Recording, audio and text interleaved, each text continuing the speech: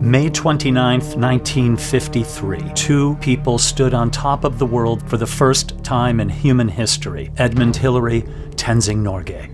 Now consider this. In 1903, the Wright brothers flew at Kitty Hawk. It was the first successful powered, controlled flight of an airplane. 66 years later, we landed men on the moon. From two people to nearly 1,000 on the highest mountain on Earth in 73 years. The seeds of that change were planted the moment that news reached the world that Hillary and Tenzing stood on top of Mount Everest.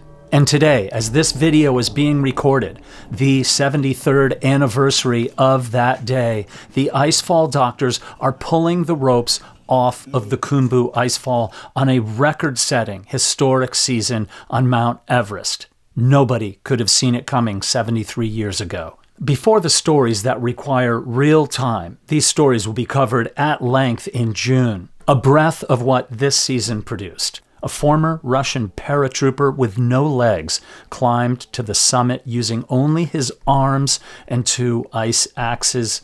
A 54-year-old Australian woman with multiple sclerosis stood on top of the world. A trans woman from Nepal became the first from her country to summit. Garrett Madison reached the summit for the 16th time. All of these stories deserve much more than a mention, and these are just a few of the exceptional stories that took place on the mountain this year and that I've been covering throughout April and May leading up to the culmination of this season. But for now, here are the stories that define 2026. Tyler Andrews, he reached base camp with one objective: to be the fastest man to climb to the summit of Mount Everest. That record was set by Lakpa Gelu's Sherpa in 2003, 10 hours and 56 minutes. Andrews is an American trail runner. He had done his homework and he was ready to go.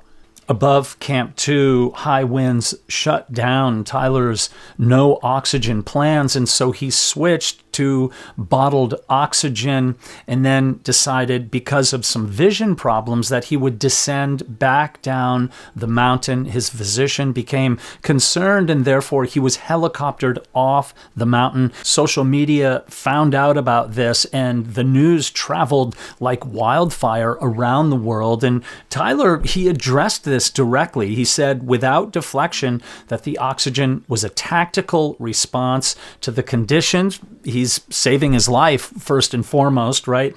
And the helicopter was from the medical advice, not out of convenience. And he named the facts. He did not dress them up. A lot of people thought that perhaps this was it for Tyler Andrews, but he was back at it. And this is part of the story that we keep coming back to. Of course, Tyler Andrews, he went back up the mountain on May 29th. He left base camp at 7:11 and he summited at 5:06 in the morning the following day, 9 hours and 55 minutes. Now, this is using bottled oxygen. That is a record that had stood for 23 years. It beats the record by a full hour. Absolutely exceptional. His original plan to do that record without bottled O's, but he kept coming back at it. I think that trial and error thing is really something that you cannot underestimate. Tyler seemed to have it dialed in before he went for that oxygen-assisted ascent, and Tyler Andrews' name will go into the record books as the fastest man to summit Mount Everest with bottled oxygen. I recently interviewed a doctor embedded with one of the Everest expeditions at Mount Everest Base Camp. And one of the things that struck me about the best teams on the mountain is that they all have a doctor on staff. Because when you're operating at the edge of human endurance, having medical support isn't optional. It's just smart. And that got me to thinking, we're on Everest. Of course you see a doctor.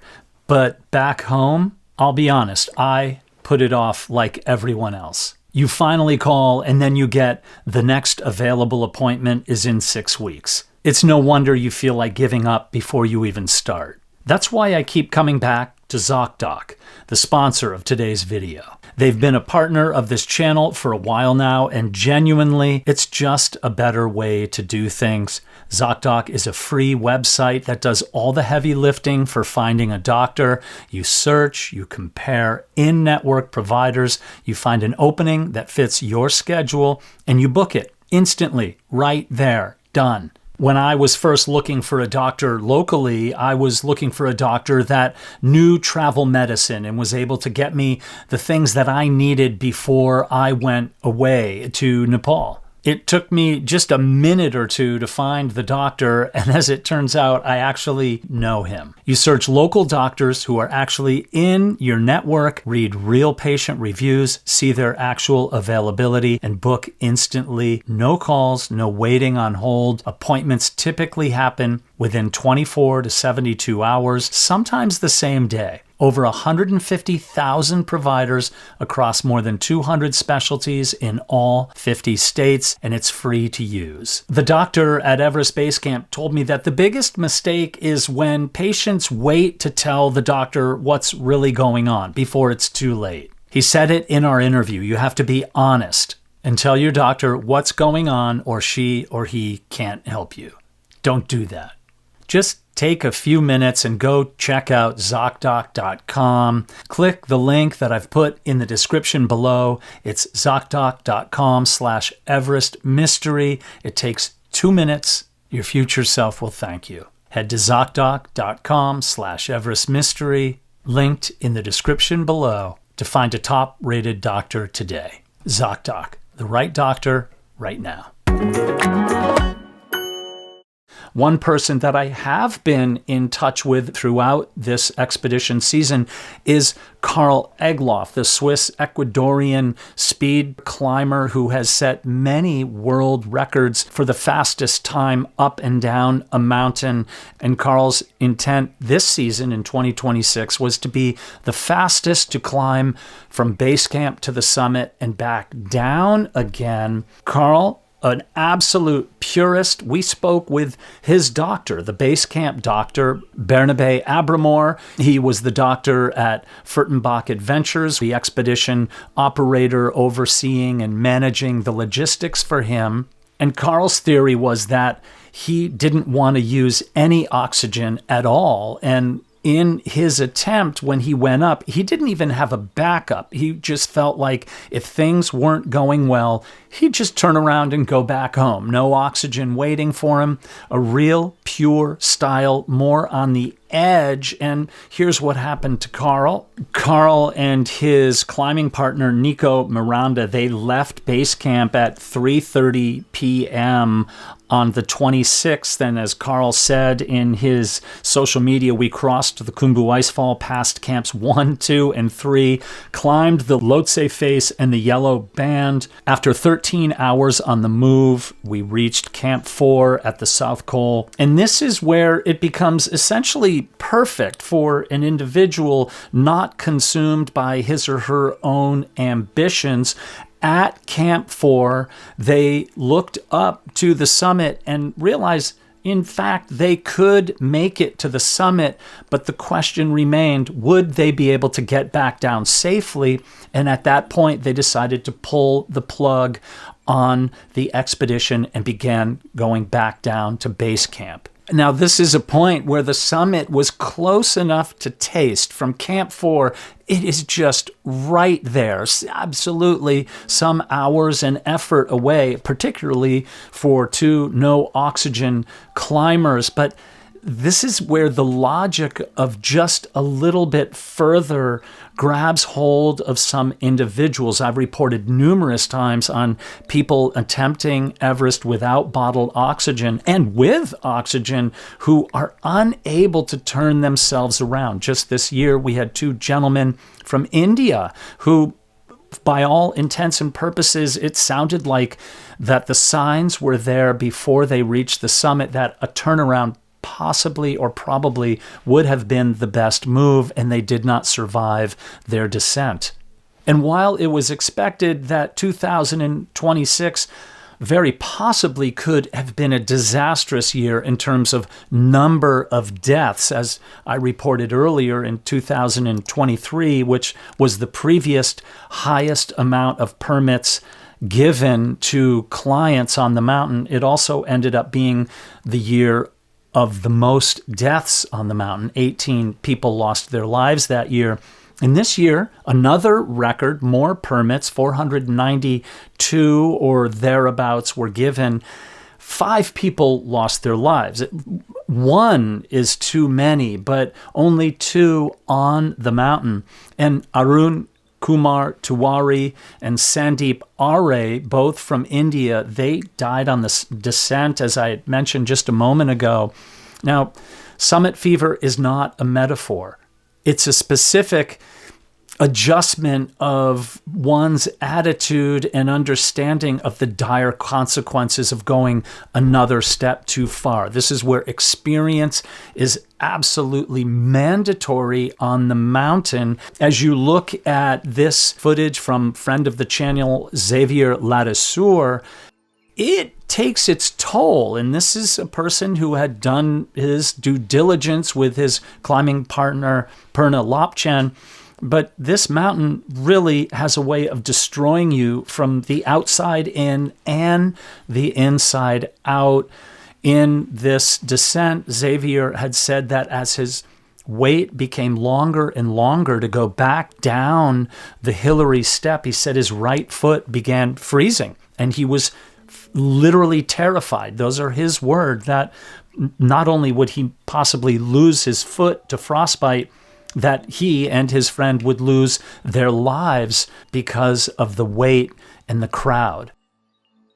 The actual mountain that Hillary and Tenzing crossed in 1953 is certainly not the mountain that it is today in 2026 moving forward. The Khumbu Icefall delayed the entire season by 3 weeks. I won't go into the minutia of that. I've done several videos on the Titanic-sized block of ice that stopped the icefall doctors in their tracks. You have to imagine that the Khumbu Glacier is a shifting, fracturing, essentially slow-moving river of ice. Take a look at this footage of a time lapse of the glacier. Absolutely fantastic way just to show that the ice really is moving downhill. And now what's happening is the ice is beginning to melt earlier and more significantly than the icefall doctors certainly have ever seen. And that's why today, on the 29th of May, they are pulling the ropes and the season will be over. In my view, and I think the view of many, the people on the mountain dodged a bullet in 2026. And so unless things change, unless they begin to restrict the number of permits, it remains to be seen what 2027 will look like. And so you think of 73 years of Hillary and Tenzing being on the summit to 1,000 summits on Mount Everest is absolutely staggering. What can we do to ensure that future generations will be able to go to the mountain and see that it was preserved to the best of humankind's abilities? And that goes for the hard work and the dutiful work of the Sagarmatha Pollution Control Committee, who will be remaining at the base of the mountain, removing tons of garbage off the mountain to ensure that it is as clean as possible. We'll do a whole nother video that talks about the garbage and human waste situation in June. Again, I don't mean to gloss over it, but without the work of the SPCC, the mountain would certainly be much worse. I've been coming to Mount Everest since 1999, and just in those years, I've seen the mountain change greatly. I've also seen the difference of what it's like on the north side in 2 expeditions there, and on the south side, 2 expeditions there. And ultimately, really, it's like a tale of 2 mountains. It's very clean on the north side. There are strict regulations about what you can leave behind and penalties for people who break those regulations. On the south side, those regulations are just unfortunately not penalized for people who break those rules. And because of the massive number of permits being given out each year, certainly the larger numbers of people, 3,000 were in base camp in the south side this year alone, it's harder to keep track of it. So I want to do a slight tease for something that'll be coming out with soon. I have been writing the 10 Commandments of Mount Everest, and I'll be soliciting some input from some well-known guides, people who have spent their careers going to Mount Everest and who love the mountain very, very deeply. So stay tuned for that. That's just a teaser on the 10 Commandments of Mount Everest and how to preserve it for future generations. The ropes are down. The icefall is closed. Everest is empty again until the post-monsoon season, and then the expected winter attempt by Joost Kobusch, trying for a solo oxygenless ascent via the West Ridge. 73 years ago today, two people changed everything, and I don't think anyone could have expected what was about to happen on their beloved Mount Everest. The question now is, are we paying attention?